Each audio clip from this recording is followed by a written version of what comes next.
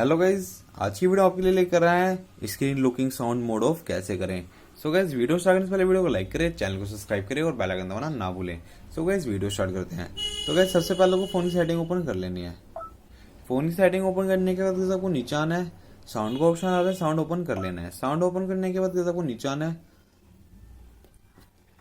नीचे आने के बाद आप देखते हैं यहाँ पे स्क्रीन लुकिंग साउंड। तो कैसे हमारा ऑन है, तो कैसे ऑफ कैसे करें। तो कैसे ऑफ करना बहुत ईजी, जो आइकन है आइकन पे क्लिक करते साथ ही हमारा screen looking sound mode of हो जाएगा। तो कैसे मैंने इस पर क्लिक करा, अब हमारा screen looking sound mode of हो गया। सो कैसे आप देखते हैं जैसे मैं स्क्रीन ऑफ करूंगा तो गाइस हमारा साउंड नहीं आएगा।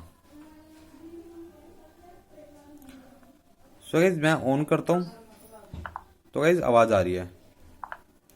तो गाइस यहाँ से आप ऑफ कर दीजिए। तो गाइस वीडियो अच्छी लगी तो वीडियो को लाइक करें, चैनल को सब्सक्राइब करें और बेल आइकन दबाना ना भूलें। थैंक्स फॉर वॉचिंग वीडियो, मिलते हैं नेक्स्ट वीडियो में। Tata bye bye.